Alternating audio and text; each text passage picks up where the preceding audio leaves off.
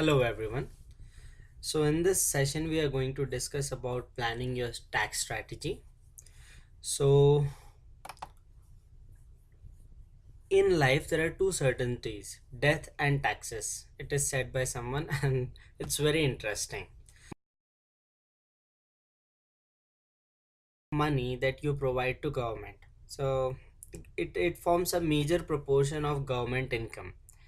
And why does government need this income? So government need this income to provide us services like defense, services like medical, services like social security. Some part of your income or your earnings and provide these services on behalf of that. So about one third of each dollar that you earn goes to pay taxes. So it is much more than that. So there is a Canadian school of study that publishes its reports each year. So currently it states the income that you earn till June 6th goes towards all kinds of taxes. So it includes income tax, wealth tax, property tax, sales tax, etc. But the income that you generate from 1st of January to 6th of June each year goes towards taxes. So taxes are very important because if this amount of income you are providing to the government, it is important to plan that taxes. So an effective tax strategy is vital for successful financial planning. So, what are you expected? You are expected to have familiarity with tax rules and regulations, which can help you to maximize after tax cash flows and your net worth. So you have to plan your taxes so that maximum amount of money you retain, and you have to plan your taxes so that the net worth that you have, the assets that you have, you pay the least amount of taxes legally possible. To help you cope up with many types of taxes, you should know your current tax laws as they affect you. And it is legally important to know current tax laws. So if you make any mistakes while filing your taxes, you are responsible. Even if you take services of another person to do your taxes, he is not liable. You would be liable if there is any misrepresentation. So you should be aware of the current tax laws. Make employment, purchase, and investment decisions that leave you with greatest after tax cash flows and net worth. So, whenever you invest, you have to consider what is the tax implication of that investment. So, if there is an investment that is going to grow tax free, but it is going to give 9% return, and there is an investment that is taxable, but it is going to give you 10% return. Now, if you don't consider taxes, you would go with a 10% return investment. But if you consider after tax cash flows, and let's say the taxation rate is around 50%, then you would go with a 9% cash flow. So it is important to consider after tax cash flows while you make decisions. And you have to maintain complete tax records. So it is mandatory legally to maintain tax records for 3 years, because audit can go back to 3 years, and in certain cases 6 years. So it is always prudent to have all your tax records up to 6 years. Now, what types of taxes do we pay? So there are taxes on purchases, sales, and excise tax. So there are two level of taxation in Canada. One is the federal level of sales and excise duties, as well as there is provincial level. Now, except Alberta, most of the provinces charge provincial taxes also. But in Alberta, we'd only have federal taxes. Then there are taxes on properties, so real estate tax and personal property tax. So whatever your appraised value of house or your assets, you have to pay tax on it. So real estate tax is done on house. So if you have a house worth of $1 million, then you pay tax on $1 million, property tax on $1 million. Same way, personal property tax is implemented on yacht, vacation places, then scooters, then your car, etc. So any other asset that you have along with real estate means there can be a personal property tax on it. Now there is taxes on wealth also. So estate tax is when you transfer your property to your heirs, when you bequeath your property to your nominees, that is when estate tax comes. So estate tax is specifically when a person dies. So when a person dies, his last income tax return will be filed, that is called as terminal income tax return. And in that terminal income tax return, whatever assets he is passing, either he would be taxed or his nominees would be taxed. So estate taxes are implemented when there is inheritance of property or inheritance of any asset. Capital gain tax or losses are there when your net worth increases. So if I buy a share of Apple at $10, if I had bought a share of Apple in $10 when Apple was launched, means iPhone was launched in 2007, and in 2017 or 2007 2008, and in 2017 2018 I sold that Apple share for $100. So I bought it at $10 and I have sold it at $100. So difference between these two, that is $90, is my gain. So I bought at 100, I bought at 10, I sold at 100. So difference is my gain. This gain is called as capital gain because capital appreciation has happened. Okay. On this $90, I would be taxed. Current capital gain taxes are 50%. So 50% of this difference would be taxed. So entire $90 that I have gained will not be taxed. 50% of that, that is $45, will be taxed at whatever appropriate tax rate. Okay. Same way, if losses are there, you cannot get a refund on capital gain loss, but you can adjust those losses with your other capital gains. So if I have made money on Apple but I have lost money on, let's say, Tesla, so the amount of money that I have lost on Tesla, I can adjust that with amount of money that I have gained in Apple. And finally, the important part, they also tax your earnings. So whatever income you're getting from your business, from your profession, or from your salary is taxed. So filing your federal and provincial income taxes, first thing, determine whether you're required to file a return. Now if you don't have an income, you don't have to file your return, but if you have income, you have to file income tax return. But it is a good idea to file income tax returns even if you don't have any income.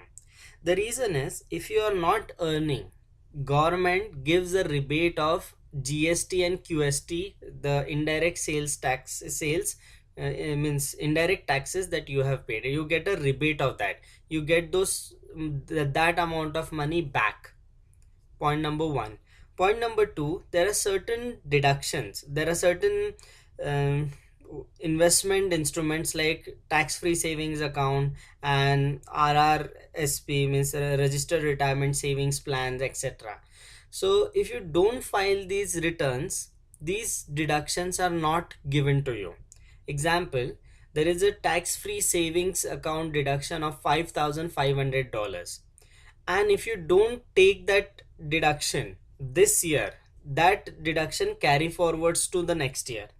So even if I have not earned anything, but if I still file my return in 2017, I get a tax-free savings account deduction of 5,500. This deduction I can carry forward to next year, and next year when I have my income, I will have a deduction of $11,000 instead of $5,500. So it is important to file income tax returns even if you don't have an income.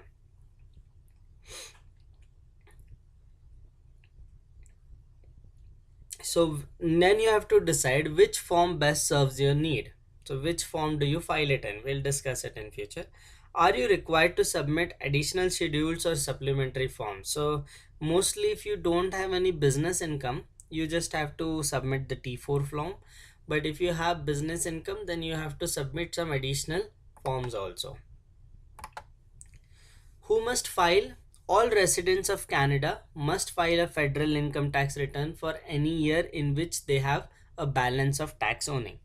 So, what is a resident? Resident is not dependent on your um, citizenship status. So, you may be an American citizen or you may be a Chinese citizen working in Canada, but still you have to file income tax return if you have stayed in Canada more than 183 days.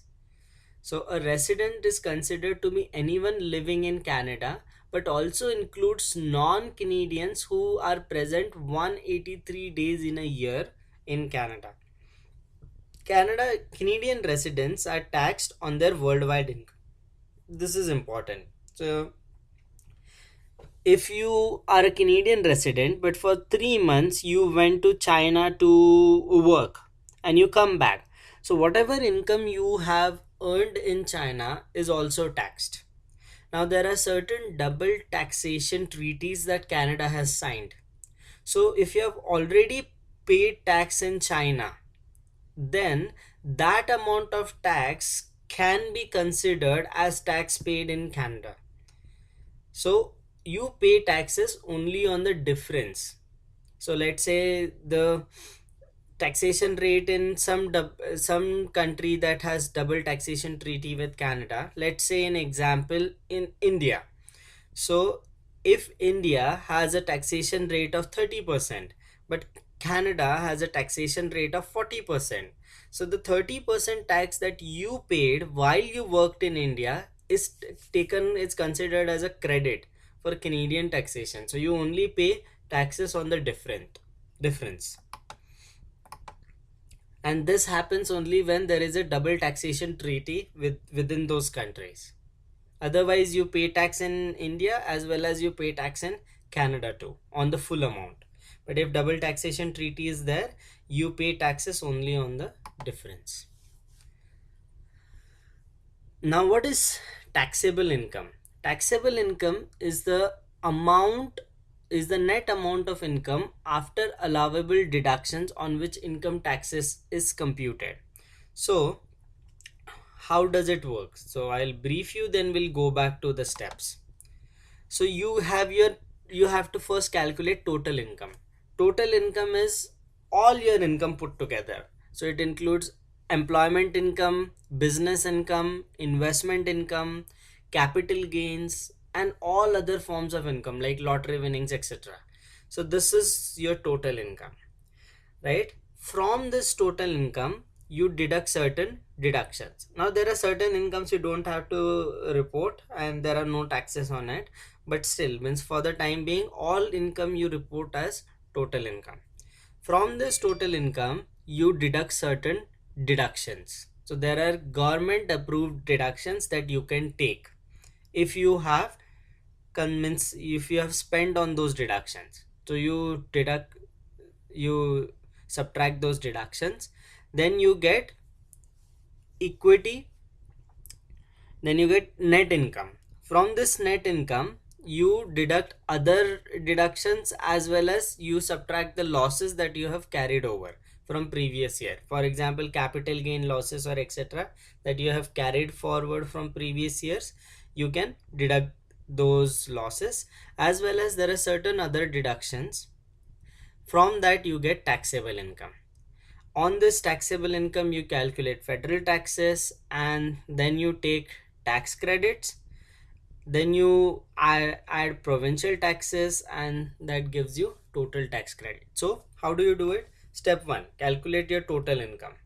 Step 2, reduce deductions. Step 3, that is your net income. Adjust losses, right? Subtract other deductions too. Then whatever income is there, that is your taxable income. On that taxable income, calculate federal taxes. From this federal taxes, take some tax credits, okay, and finally adjust means add the provincial taxes, and those are your that is your total tax due. Now, in this discussion, we have talked about two things, deductions and credits. So, what is a deduction and what is a credit? Now, deduction reduces your income, credit reduces your tax. So, I'll give you an example. So, registered retirement savings plan is a deduction. So, amount you spend towards registered retirement savings plan, amount you invest in RRSP is taken as deduction. So, if I have income of $20,000 and let's say for the time being I spent $500 on RRSP. I invested $500 in RRSP. What happens? My taxable income will now be $20,000 minus 500, that is $19,500. So deduction of $500 reduced my taxable income. Okay. Now tax credit doesn't do that. So in case of tax credit, what happens? So let's say because of my because I'm studying in a government recognized university and I get certain tax credit. So my fees per year were $30,000 and I get 15% tax credit on that. So my tax credit is $4,500. Now how does it work? So let's say my income is $80,000 and after taking all deductions, I was paying a tax of $20,000. Now because I have spent on education, that is $30,000 fee, I am getting a tax credit of 4,500. Now this 4,500 doesn't reduce my income. It reduces my tax directly. So my tax was $20,000, but because of this $4,500 credit, I reduce my tax to 15,500. So this distinction is important. Deductions reduce your taxable income, credits reduce your tax directly. Okay, so we'll go through the steps. So step 1 of filing your returns is determine total income. Total income consists of 5 major components. Employment income means your work, your job. Net business income, net is business income after considering all the cost for running the business. Okay, for example, if I am running an restaurant, I can deduct all my cost that are required to run that restaurant from my income. So let's say my yearly annual income is $1 million, but I'm spending $500,000 on salaries of my employees, on on food, on raw material, etc. So I can deduct this section of cost from my total income to get my net business income. So business income is adjusted by cost. Then there is investment income, that is you get it from your stocks, bonds, etc. Dividends and interest form a major form of investment income. Then you have taxable capital gains and you have other income like retirement income, old age security, Canada pension plan, employment insurance payments, etc. So this constitutes all your total income. So from this total income, you calculate net income.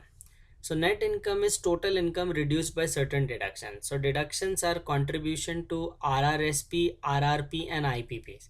So registered retirement savings plan, registered retirement plans and individual pension plans. So these are the three, these are the abbreviations for this. So basically you have to remember, if you're contributing to any type of pension, registered retirement savings plan, registered retirement plans or IIPs, you can take deductions for that. Now they have a limit to these deductions also. So if you're having a salary of 100,000 and if you contribute 100,000, it doesn't mean that your taxable income is zero. there are certain upper limits to these deductions, which we'll discuss in future slides. Then union and professional dues. So if you're part of any union, an amount of fees that you pay to union are considered as deduction here. Then professional dues are if you are a CPA or if you are an CFA. So whatever fees that you pay to keep that professional designations. For example, each year if you are a CPA, you have to pay fees to the CPA association. Or if you are a CFA, each year you have to pay fees for the CFA towards the CFA institute. So that fees you can consider as a deduction.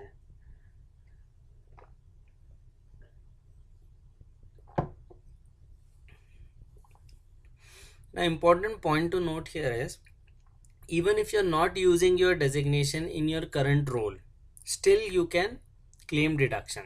So if I'm a CPA but I'm working in marketing and sales, but I still continue to pay my professional dues and maintain that CPA designation, still I am able to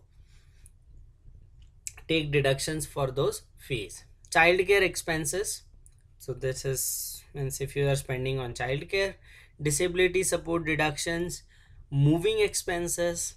So if you're moving for employment, so I'll give you my case.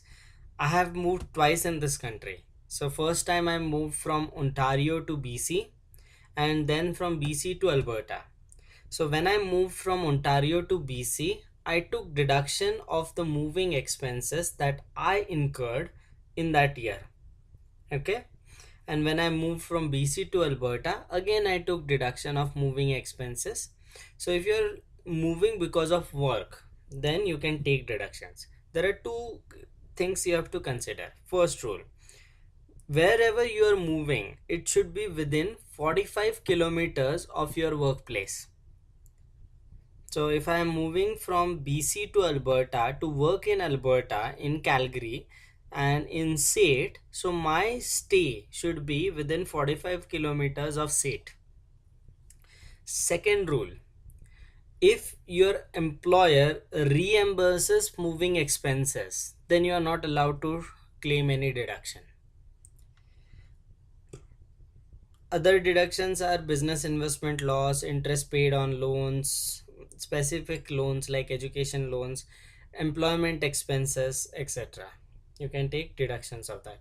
Employment expenses means, let's say you have a sales and marketing job and your employer is not reimbursing you for the amount of travel you incur. So you are spending out of your pocket.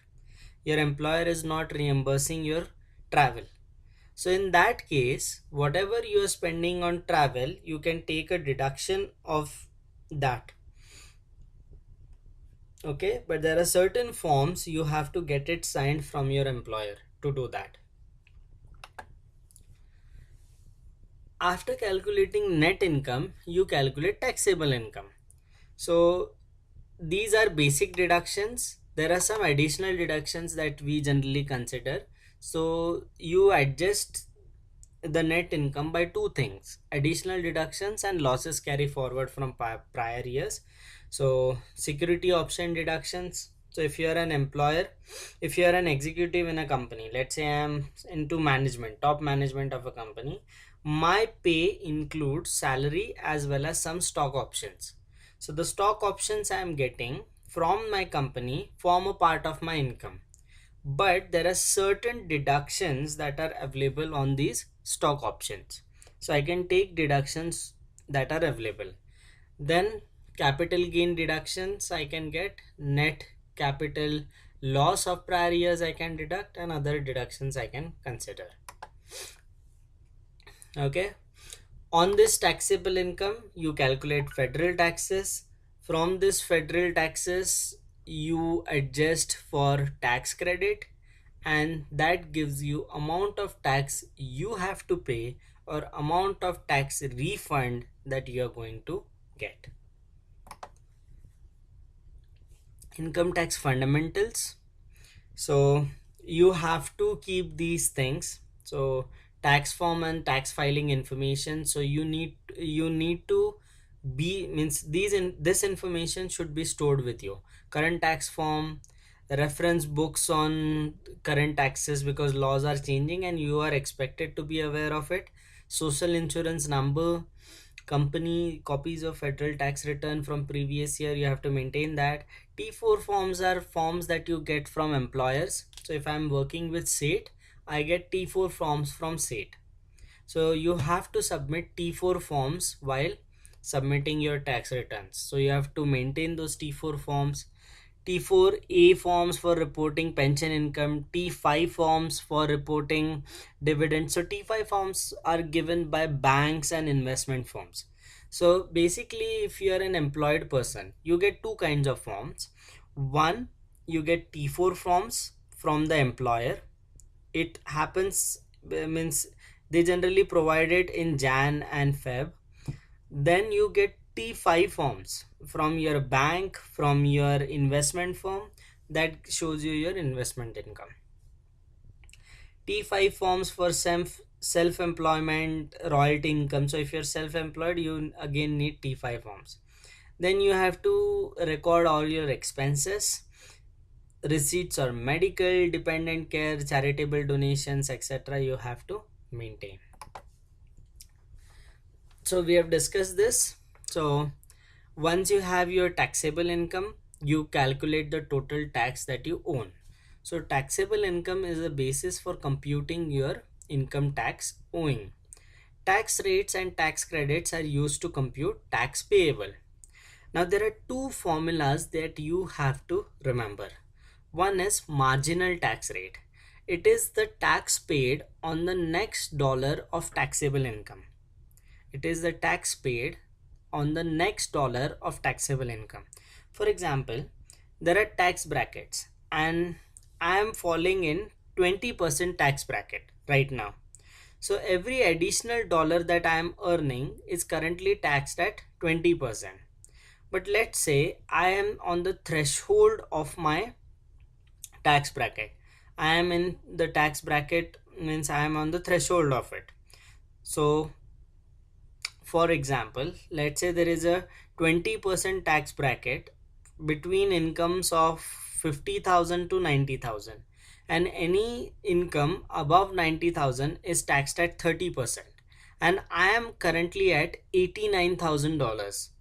And if I get additional $10, right, from my employer as bonus, that $10 will not be taxed at 20%, but it will be taxed at 30% because I'm changing my bracket. So marginal tax rate is the rate at which taxation happens for the additional amount of dollar earned. An average tax rate is simply amount of tax you pay divided by total income. Okay, amount of tax you pay divided by total income. So I'll show that to you on Excel so that it becomes more clear. So this is an Excel sheet. I'm giving you an example of marginal tax and tax. So let's say the bracket is 0 to, I'm just giving you example, this may not be the right brackets. 0 to 40,000 there is 10% tax. 40,000 to 90,000 is 20%, and 90,000 plus, so let's make it cohesive. So 4,001 to 90,000 and 90,001 plus is 30%. So these are the simple brackets that are there. Okay, so any income between 0 to 40,000 is taxed at 10%. 40,001 to 90,000 is taxed at 20%, and 90,001 plus income is taxed at 30%. So these are the tax rate. Now if my income is 45,000, so what will be my marginal tax rate and what will be my average tax rate? So how do you calculate that?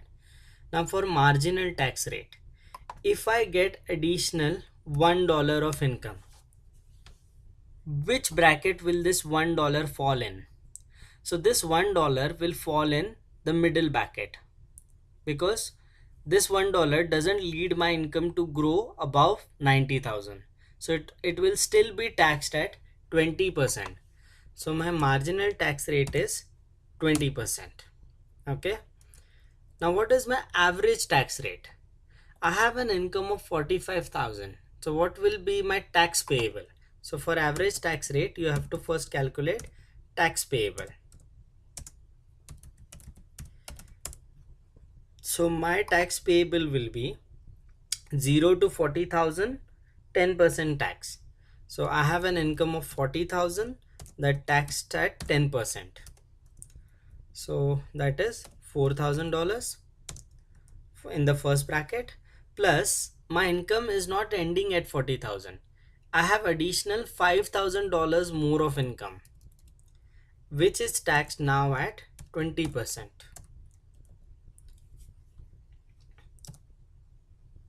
So start from the lowest bracket and go further.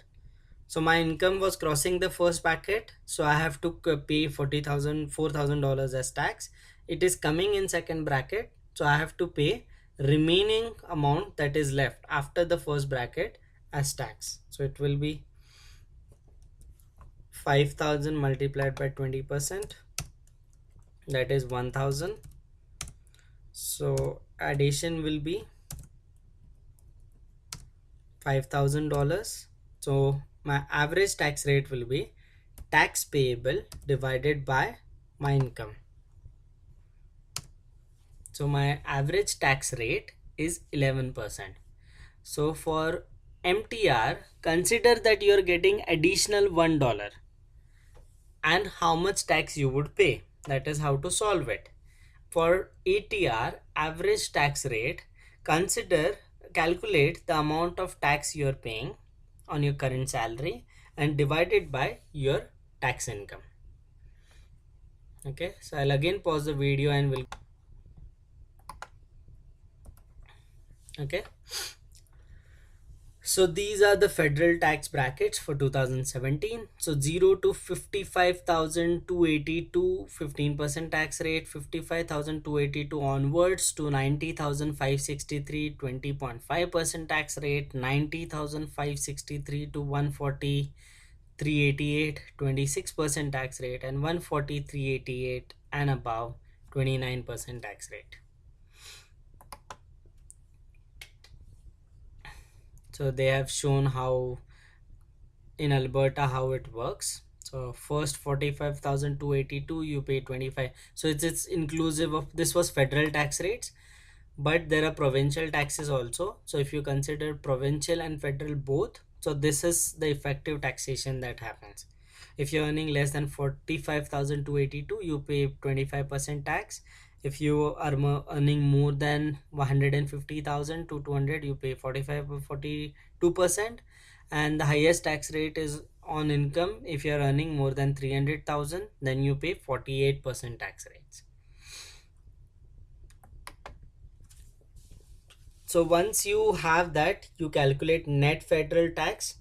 From that net federal tax, you adjust for tax credit. So tax credit is an amount subtracted directly from amount of tax owed. There are two types of tax credit: non-refundable tax credit and refundable tax credit. The important point to note: non-refundable tax credit doesn't make your taxes negative. They can only make your taxes zero. For example, if uh, I have to pay tax of $5,000 and I have a non-refundable tax credit of $6,000, so that will not generate in $1,000 of tax credit or tax refund from the government. My taxes will can only go to zero. they cannot go to negative and government will not pay me. Refundable tax credit can make your taxes negative so that you can get a tax refund. So if example, in this our same example, if I have $5,000 of tax and if I have a refundable tax credit of $6,000, so my net obligation becomes negative $1,000. That means negative means I'll get a refund from government of $1,000. It's important point to note. Non-refundable tax credit doesn't make your taxes negative and doesn't lead to tax refunds. Refundable tax credit can lead to tax refunds. So non-refundable tax credit are subtracted from amount of taxes owed but can never reduce the federal tax below zero. And refundable taxes credit are refunded to individual if they qualify, even if the tax liability is zero. So what are tax credit? So basic personal amount. So there is a certain basic personal amount. It's around $11,000 federally that you can claim. Every person can claim. Every person gets the credit for it. Then if you're 65 years or older, you can get certain credits for age. If you have dependent, if you're dependent, you can get certain additional credits. If you are paying certain payments to spouse as for taking care, you can get certain credits. Contributions to CPP that you make and in employment insurance that you make, you can get credit for it. If you have a caregiver for your elderly parents, there are certain credits that you can take. Disability amount, you can take certain credits. Tuition and education expenses and interest on student loans, you can take certain credits. Medical expenses, you can take credit, and charitable donations, you can take credit. So this is an example. Personal amount 11,474, every person can claim. Then spousal credit you can take. Then age amount you can take if your income exceeds age amount. Age credit is 7,125. So if you're 65 years or older, and you can get an additional credit of 7,125, but that reduces when income exceeds 35,000 and eliminated when income exceeds 83,000. Senior, so you can just read through it. This slide indicates how much credit is available and when it gets reduced and when it is eliminated. So continuing, so this education credit has been, government decided to not follow this credit anymore. So since from 2017, the credit on education credit that you were getting as well as textbook credit, they have stopped that, but you still get tax credit for the tuition fees that you pay. But there was certain monthly credit that you used to get if you're studying full time or part time, that you are not getting. And there are certain monthly credit that you used to get if you were spending on textbooks, that is also you don't have from few in the future years. I mentioned that. Now how, if you owe some tax, how do you make those tax payments? So tax payments are first made by your employer. So if you're working in any organization, let's say I'm working with SATE, so each month from my paycheck, SATE deducts certain amount and contributes towards tax. So these are called as payroll deductions or source withholding.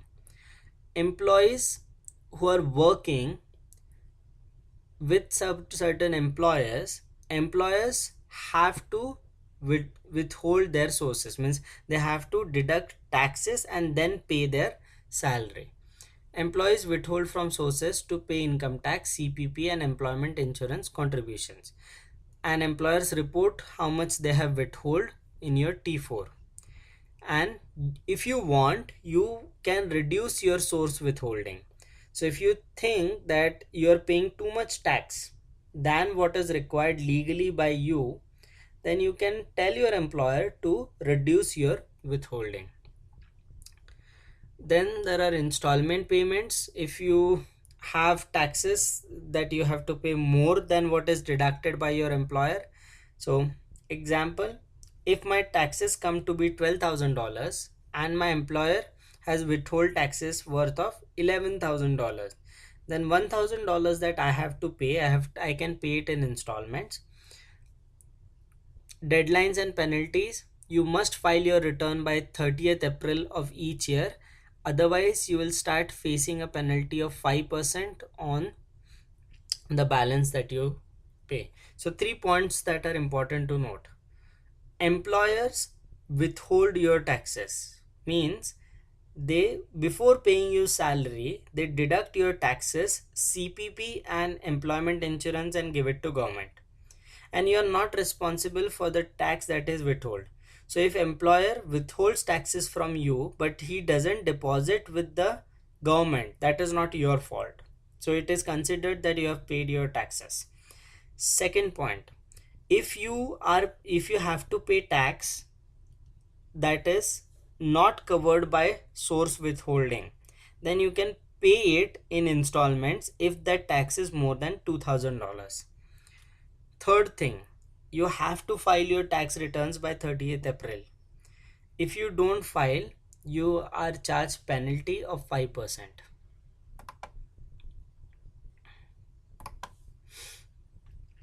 So this is an example of return. You can just go through that. It is there in book also. Then this is continuation of that return. This is how the return looks like. So you can just go through it. Next is tax planning strategies.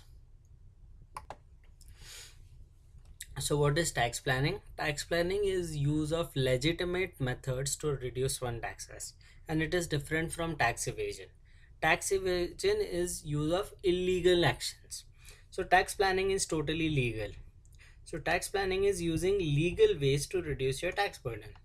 Tax evasion is hiding your income or using illegal ways to reduce taxes.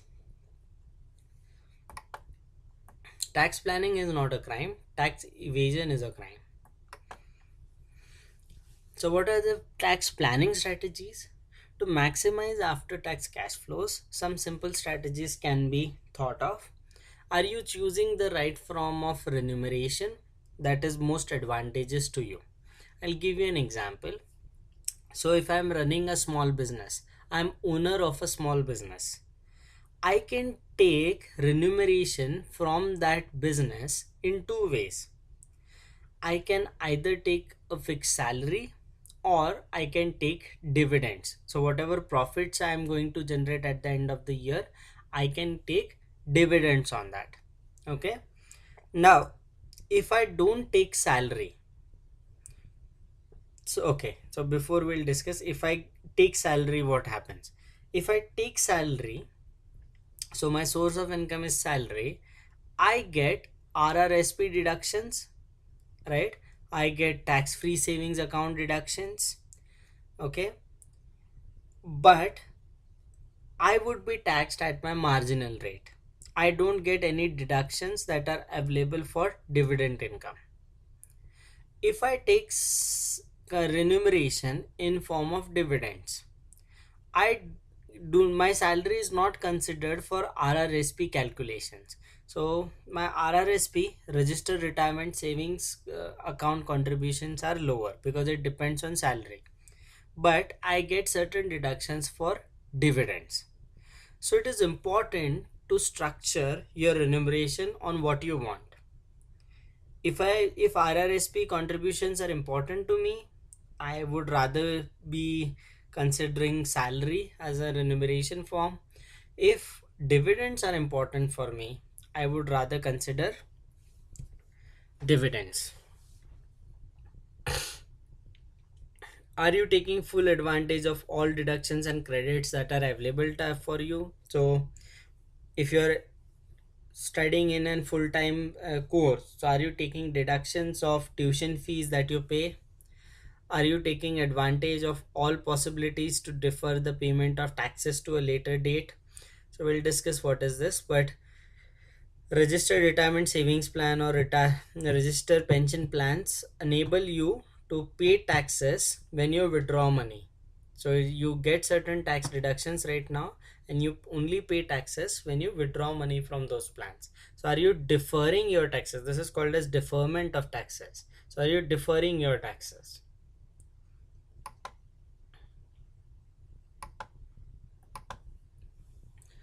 Should you adopt income splitting techniques? So income splitting is, if my spouse is not earning, so I can split my income with her. Or if I have retired, so I can split my pension with my spouse or with my partner. So how does it work? So am I splitting income? So one form of example is, if I'm if I have a spouse and I'm earning more than my spouse, then in that case I can, means I can run the house, I can have all the expenses that I incur as the house, and all the investments we as a team make it through the lower earning spouse. So all investments are made in the name of lower earning spouse. So so that those investments are taxed at a lower rate than at my rate. So you can split your income, you can split your investments, etc. So, should you adopt income splitting techniques that permit a lower income member of your family to declare investment income and pay less tax while you run the house? Have you organized your investment portfolio so that it attracts the lightest tax liability? So, we'll talk more about it. How should you receive income? If paid commission, you may deduct expenses from your employment. So if you're commission based, so whatever expenses you're incurring for getting those commission, you can deduct those expenses. Some employee benefits receive more favorable tax benefits, like option, if you're getting certain employment options, so you're getting some shares in the company as a part of your remuneration, then those are taxed little beneficially. Take bonus after the year end, so you may decide, means there are certain firms that do not work calendar years, they work in their different ways, and they pay bonuses after the year ends, so you can do that. Tax concern for small business owners, so we have discussed small business owners can either take remuneration or they can take dividend. So how does it work?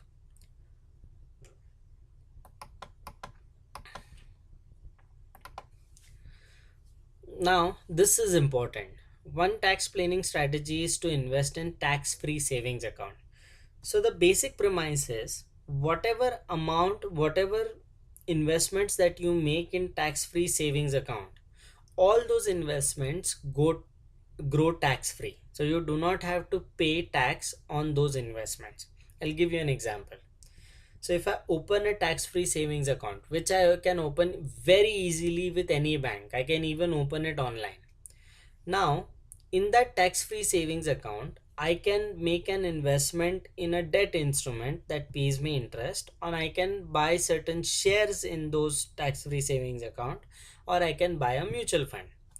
So if I buy a debt instrument, I will be getting paid regular interest. That interest that I am getting paid, I don't have to pay any tax on it.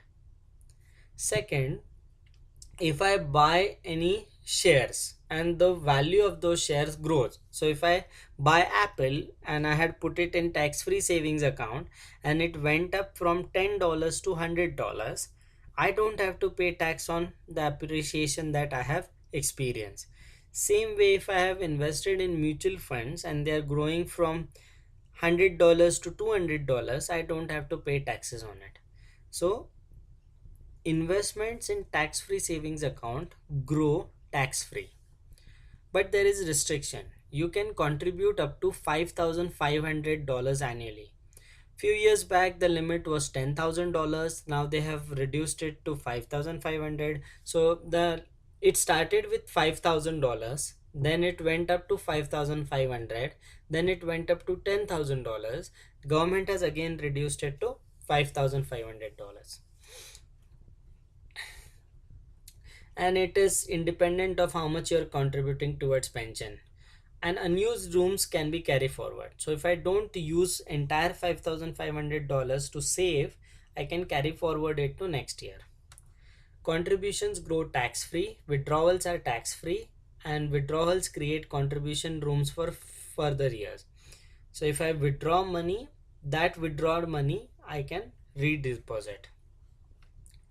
Gains and withdrawals are not considered when determining eligibility for federal income tax benefits or credit. Tax-free savings account is subject to the same investment restrictions as RRSP and RSPs. For more information, you can go here. So basic premises: each year government allows you to invest $5,500, and all those investments will grow tax free. You don't have to pay taxes on that.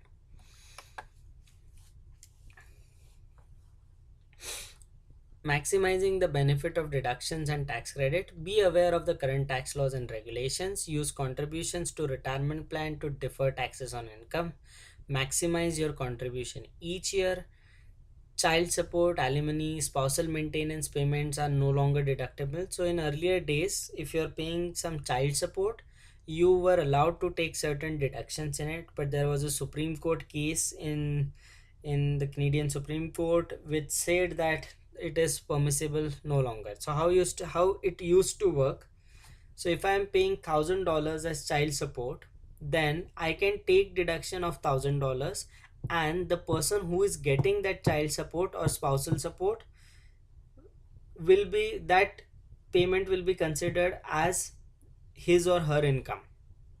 But right now the law has been changed, so I cannot take deductions, and she or the person is not, the income is not considered into account. So recipient, it's not taxed at recipient, and so as a donor also cannot take any deductions.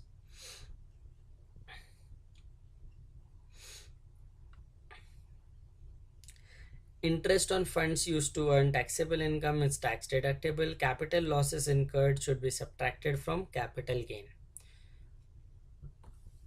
This is interesting. So if I am taking a loan to invest, if I have to invest in my retirement plan and I'm taking a loan for that, so whatever interest I pay on that loan, I can take a tax deduction for that. Maximizing the benefits of deductions and tax credit. Be aware of the tax treatment of stock options, capital losses, gains, and lifetime capital gain exemption. So lifetime capital gain exemption is around $800,000. So you can take a exemption of $800,000 on certain classes of assets. All people qualify for basic personal deduction amount and income tax credit. Also can claim for eligible dependents. Interest paid on students loan qualifies as a deduction. Tuition fees and education amounts you have to focus on. Medical expenses incurred, you can get tax deductions for those. And charitable contributions also you can get tax deductions.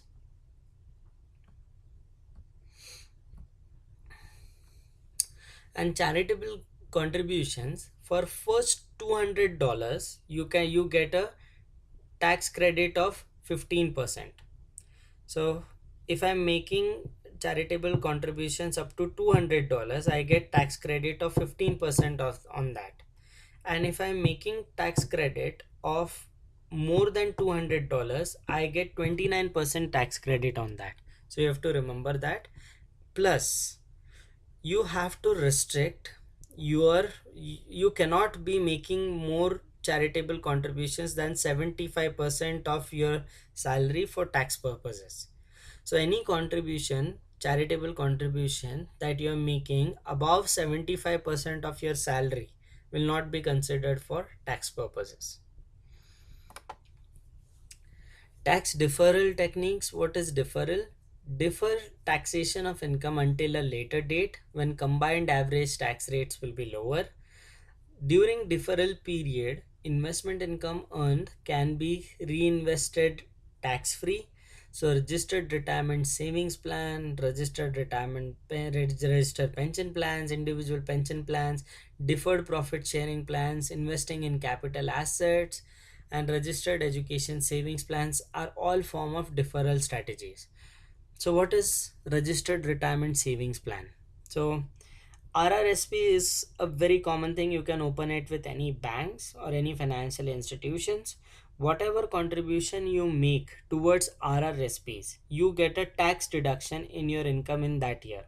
So if I'm making a contribution of $1,000 in 2018, I get a deduction of $1,000 in 2018. Point number one.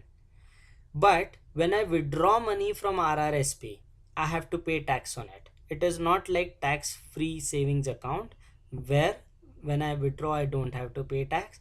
When I withdraw from RRSPs, I have to pay tax. The second point. Third point, you cannot contribute as much as you want. There are certain restrictions. So every year they state a maximum limit of contributions you can make to RRSPs. So let's say in 2017 it was somewhere around $26,000. So you cannot contribute more than that.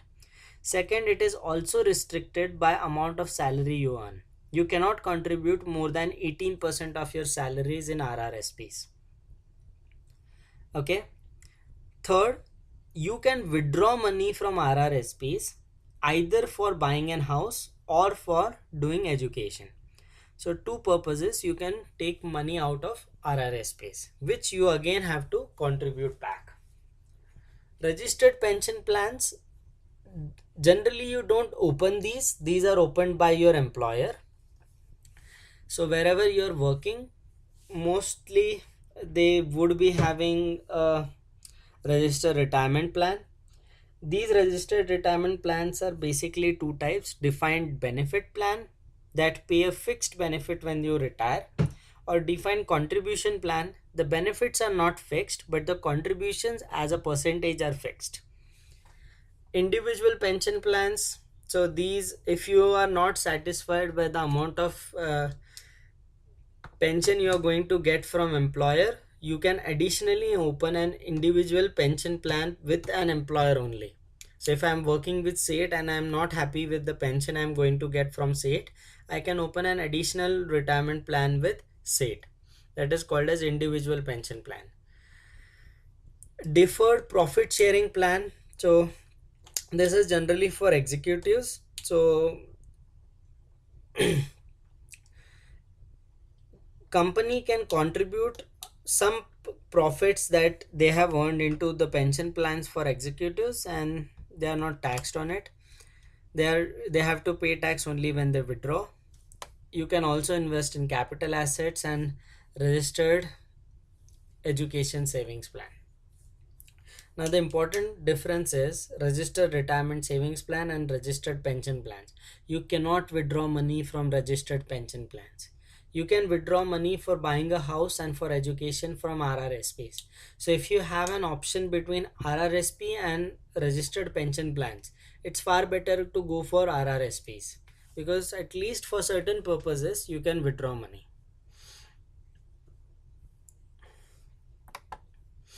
Income splitting technique. It is unlawful to invest in the name of lower income earning spouse or a minor child to have income tax at lower rate. So it's tricky. There are certain legal ways to do it and many other ways are not legal. Okay. And what they do if they find that you are doing that? So there is attribution rule. Attribution rule means income, though a person with lower tax bracket has earned that income, still that income will be attributed to the person of a higher tax bracket. I'll give you an example. So if I'm making an investment in the name of my minor child who is not earning, right, and I get certain returns from those investments, so attribution rule means that return would be counted as my income rather than the income of the child. and it would be taxed at my higher bracket rather than taxing at the lower bracket of the child. So you need to be careful of whatever attribution rules are there. Legal means of income splitting include contribution to spousal RRSPs. You can do that. So if you're earning more than your spouse, then you can contribute to your spouse's RRSPs. Splitting pensions and CPP benefit. Higher income spouse pays living expenses and lower income spouse invests. That is also allowed. Transferring assets used to generate business income. That is also allowed. Opening registered education savings plan, RESPs. That is, this is important. So registered education savings plan you generally open for your kids. The benefit of opening this: first, tax deferral. You are not going to be taxed. Okay, so how does it work? So if your child is born, you start an registered education savings plan and you're depositing $1,000 each year. When he turns 18, he can withdraw that money and use that money for his or her education. Okay. Now, when he withdraws that money, though you have contributed as parents, you are not taxed. He would be taxed. So the tax bracket would be lower, right? Point number one. Point number two, there are certain grants that government gives. So if you're contributing some X amount, government also contributes to that fund some Y amount. This, it is a low amount, but still it contributes. So you can take benefit of it. So it is a very good way to save for your kids' education. Set up interest investment account for minor kids, invest in federal child tax benefit plans, or transfer assets to adult kids. So these are legal ways of splitting your income. You have to also ensure that your portfolio is tax efficient. Interest income fully taxed at marginal tax rate. Dividends and capital gains are taxed less heavily. So interest for loans made for investment purpose are taxed. So 3 points: interest, whatever you get, it is taxed at your full marginal rate, but for capital gains and dividend there are certain deductions that are available. So effectively, if you see, interest are taxed higher than dividends and capital gains. Third thing, if you're taking a loan to invest, the amount of interest that you pay on those loans are tax deductible.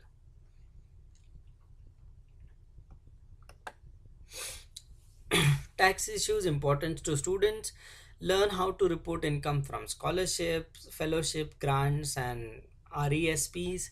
Get common deductions such as moving expenses, which are also available for education, childcare expenses, interest paid on student loans, non-refundable tax credits such as tuitions and education amounts, other tax credits such as GST, HST, and Canada child tax benefit. Every year, CRA modifies tax returns and filing procedures. Legislation is frequently passed that changes the Income Tax Act. Review changing tax laws when personal financial planning is done. Consider changes in personal situation and income level. So, this is what we have discussed: income deduction, other deduction, tax credit, and other tax credits. You can just read through. Where do you get your information about taxes? Canada Revenue Agency, library and bookstore, internet sites, tax publication, tax preparation softwares and electronic filing, and tax preparation services. These are the major dates. It's much more visible in your book, so just go through your book once. Important point: you have to file your return by 30th April. Tax preparation services. Sources available for professional tax assistance include the following: tax services ranging from local service to national firms. So you, if you don't want to file your tax returns on your own, then you can hire certain people to do it. So there are firms like Liberty Tax that are national level, so they are available in most of the Canadian cities. You can hire an CPA to do it. Tax lawyers generally don't file your tax returns, but if you have any tax disputes, you can hire them.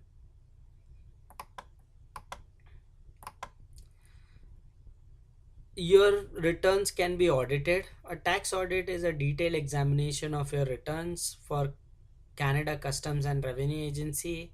So mostly it is a desk audit. So in desk audit, more information is requested.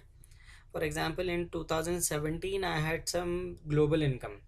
So CRA asked me about my global income. So that was done in my audit.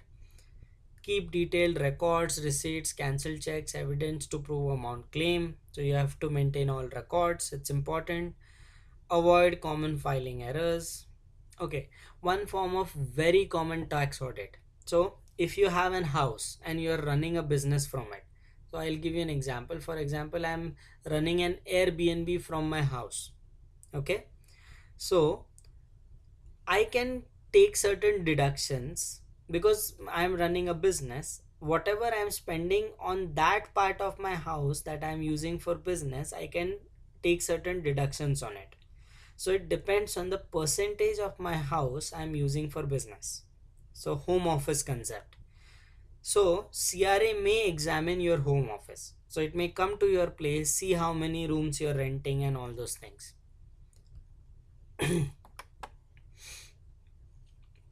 Top 10 filing errors, mathematical errors, forgetting, calculating provincial incorrectly, not including pension like RRSP contributions, GST credit incorrectly, claiming incorrect amount of RRSP, forgetting to claim basic income tax amount, etc.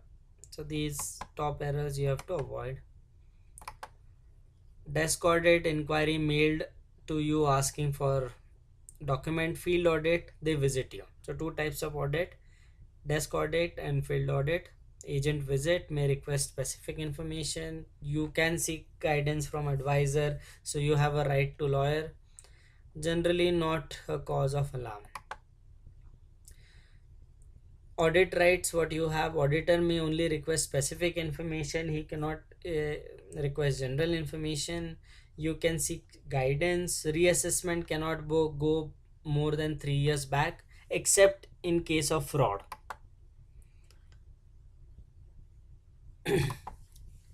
So we have briefly looked at it. In class we'll discuss few case studies on it.